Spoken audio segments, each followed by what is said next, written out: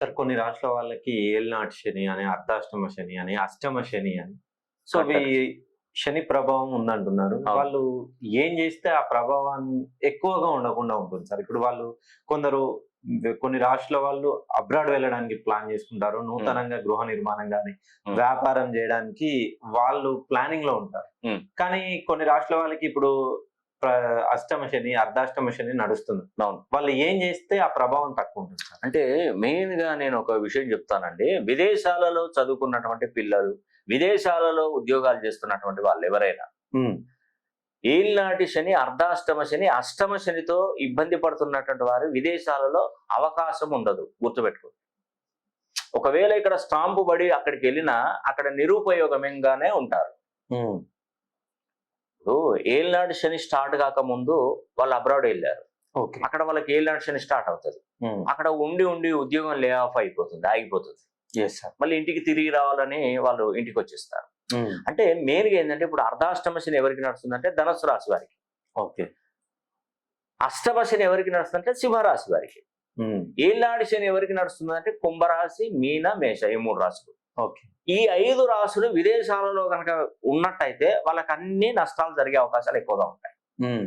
ఒకటి, మీరు మా దగ్గరనైనా శని హోమం అయినా మీరు జరిపించుకొని తీరాలి. అది జరిపించుకోకపోతే ఎక్కువగా సమస్యలు వస్తాయి. మన పాత క్లయింట్స్ ఉన్నారు, మీరు ఏం టెన్షన్ పడద్దమ్మా, అయ్యో ఏంటి సార్ ఇట్లా అంటున్నాడు, మా పిల్లోడు పోయి అమెరికాలో ఉన్నాడని మీరు అనుకోవచ్చు. మీరు శని హోమం జరిపించుకున్నారు కదా మా దగ్గర. ఇంకోటి ఏంటంటే తెలిసి తెలియకుండా శని హోమాలు బయట ఎక్కడన్నా చేయించుకున్నారు అనుకోండి, అది ప్రతిఫలాన్ని ఇవ్వదు. దానికి ఒక తాళపత్ర రహస్యం.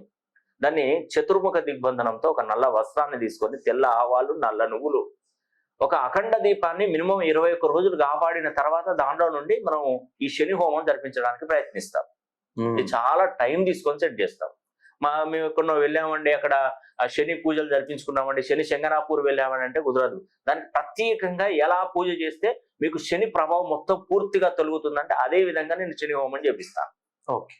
ఇంకోటి, విదేశాలలో ఉన్నటువంటి వారికి శని ఏమంటాడంటే, నువ్వు ఈ భారతదేశంలో పుట్టి భారతదేశంలోనే చదువుకొని నువ్వు విదేశాలకు వెళ్ళి ఉద్యోగం చేసి అక్కడ చదువుకుంటానంటే నేను ఒప్పుకుంటానా? నేను అస్సలు ఒప్పుకోను. నువ్వు వెళ్ళినా కూడా నేను తిరిగి రప్పిస్తాను, నీకు అక్కడ అసలు ఎలాంటి ప్రయోజనాలు లేకుండా నేను చేస్తాను, చూసుకో కాసుకో అంటాడు శని. ఓకే.